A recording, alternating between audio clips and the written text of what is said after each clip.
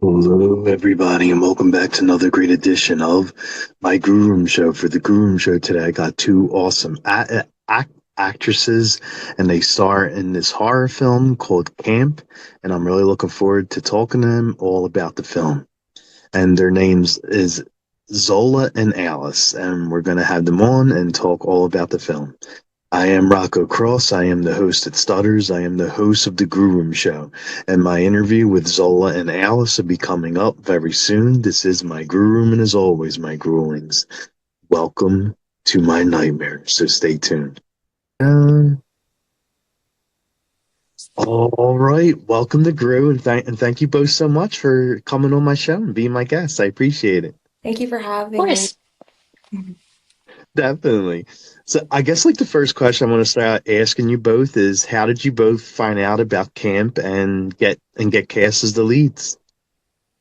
I found out about camp. I There was an open casting call on Actors Access that I saw, and it had a breakdown and everything, which I thought seemed really interesting. So I just applied through there, and then I did an audition, and then I met with Avalon and Jackie, the producer, and yeah, that's how I got cast. Kind of a classic casting story, I feel like.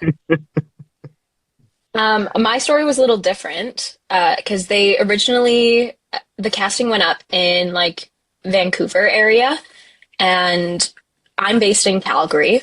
So once the production moved from BC to Alberta, Jackie reached out to me because Avalon had reached out to some filmmakers in town and were like, "Hey, this is kind of the demographic that we're looking for. Can you put us in touch with like some actors who would fit these roles?"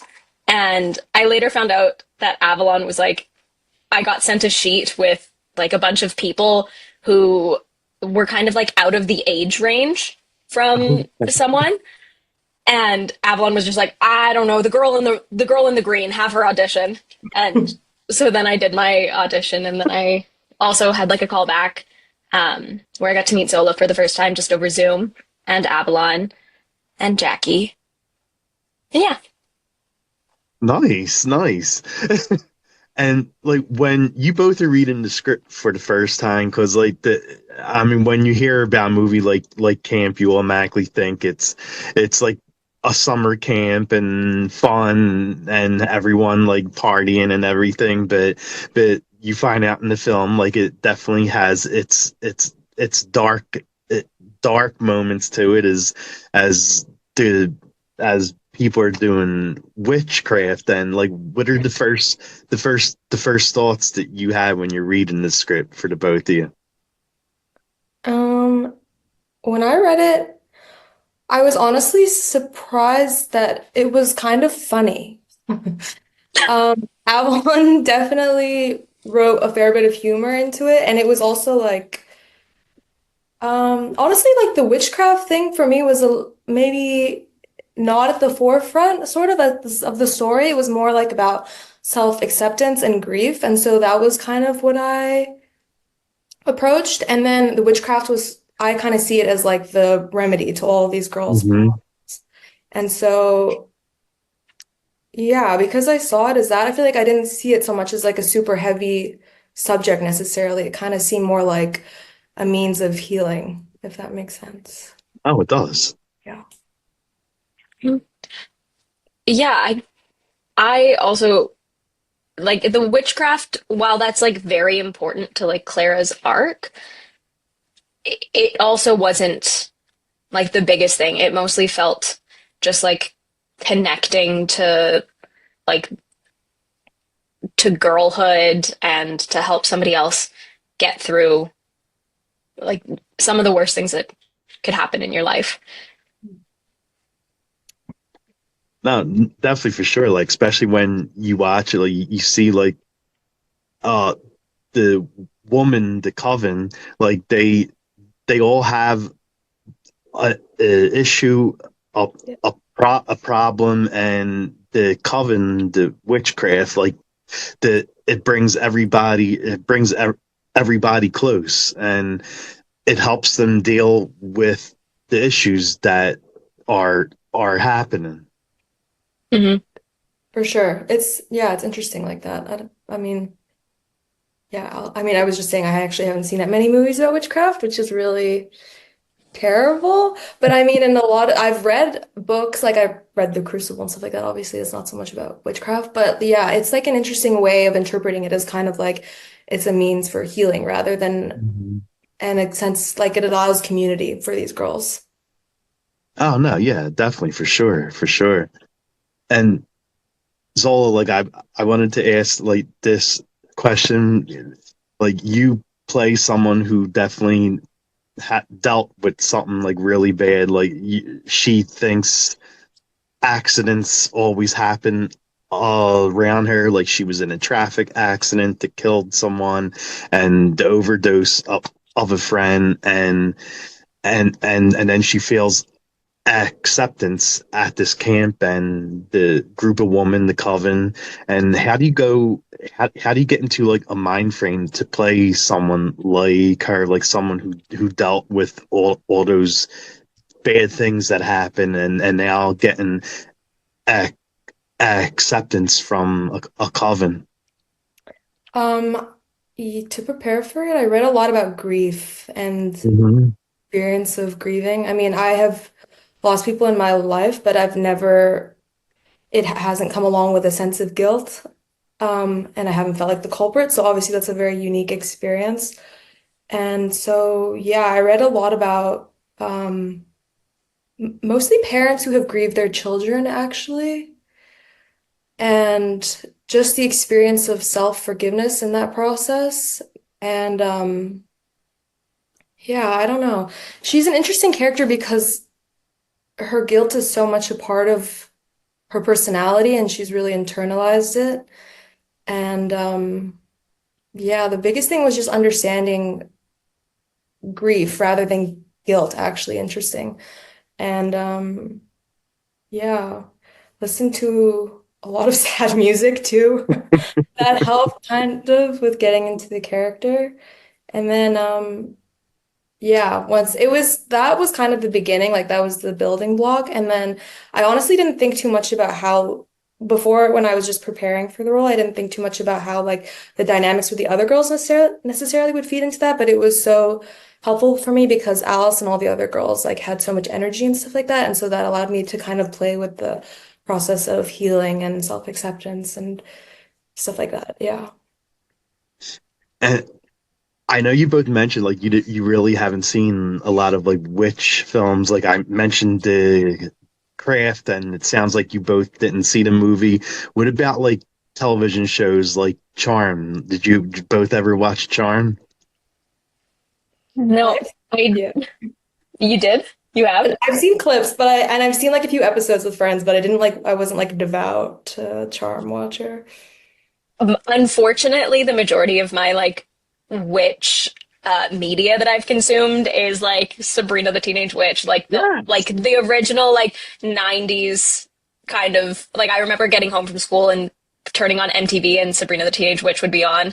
I watched The Chilling Tale of Sabrina, like the Netflix Oh one yeah, the as newer well. one. Yeah. Yeah. Um, and it's really interesting to see like the kind of more like campy, corny sitcom versus like this very deep, full world. Um, yeah, and I also did watch Sandra Bullock. Oh, Yes. Um, What is that one? Practical Magic, Pra- right? Isn't that the one? yes, Yes. I watched Practical Magic like maybe 2 weeks ago, and then I was like, okay, I'll watch The Craft next, and it was like 2 in the morning, and I was like, I have to go to sleep. wow. But Practical Magic was so good. Yeah, I want to see that. Yeah, I love both Sabrina the Teenage Witch and the Chilling Adventures. Like they both were different. Like Sabrina, like you said, is more campy, and the Chilling of Adventures is like more along the lines of like horror and thriller. Yeah. I watched Bewitched actually on the topic of Oh campy. yeah, yeah. Yeah.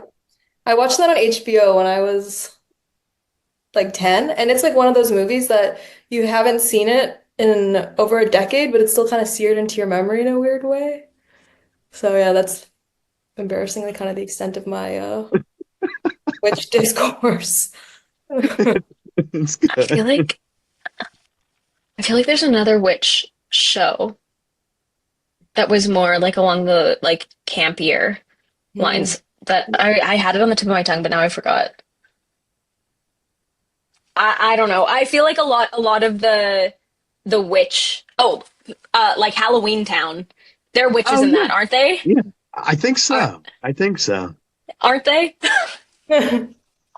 But like I think a lot of the witch stuff that I have consumed is very like as opposed to I think that Avalon did a really great job of writing these girls who like believe so deeply and could be called witches, but Hmm. I don't think that anybody is like, oh, like I'm a witch. I am this is me. It's just like we have this energy that we have found that we harness. And if you want to call it a witch, you can, but it can also just be us. Well, yeah, exactly, exactly. Another thing And that's kind of interesting that actually just occurred to me is that like they don't actually have powers when like on their own, kind of. Their powers come mhm. out when they're together, which is interesting. Maybe different from a lot of other witch portrayals. I don't know. there, there have been shows where that's like one witch isn't powerful unless they have like the other girls with them, like the Yeah. coven, and that happens in like a lot of like witch shows or witch films. Like they're more powerful when they're in like a group. I guess in Macbeth it's like that, right? I think so. Yeah. Okay, sorry, I interrupted you. What were you gonna? That's all right. I was gonna ask, like, what was it like working for at Avalon? Like, how did you both like working for her and working on her film, her script? Yeah, it was fantastic. Avalon and I did a lot of prep together because I got cast 9 months before we shot. So we had a lot of time to talk through the script and stuff like that, which really helped for developing the character. And then also she gave me a bunch of film recommendations, which helped me get kind of in the mood for what she was going to shoot, like aesthetically, and also just the story arc and stuff like that, and kind of the character that she wanted me to build. So yeah, it was great. Yeah. No, working with Avalon was like so incredible. I was within like my first year out of school when we filmed camp, and it was so empowering to see someone who is like my peer who is working at such a high level and has like such a clear vision of the story that they want to tell and how they want to tell it. Um, and I was just happy to be along for the ride and to like give my input to help create what Avalon had envisioned. Nice.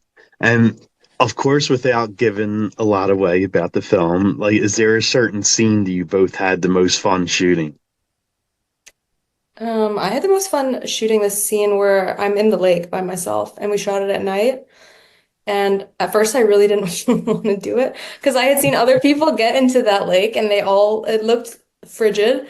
But then when I actually did it, it was so interesting. Like, and it went on for a while. Like we shot for half an hour, I was in the water for half an hour. And it's only in the film for like maybe 3 seconds, but it was my favorite thing to shoot because it was just Eiley, Avalon and Eiley, the DP.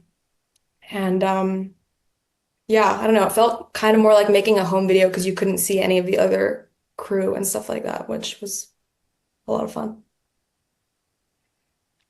I think one of my favorites was the like one of the first days with all of the kids because they're just all like they were all had so much energy and they were so excited to be there and like watching everybody kind of be like, okay, so then we're gonna do this and we're gonna do this and um, it's just it was fun to be around all of that youthful energy.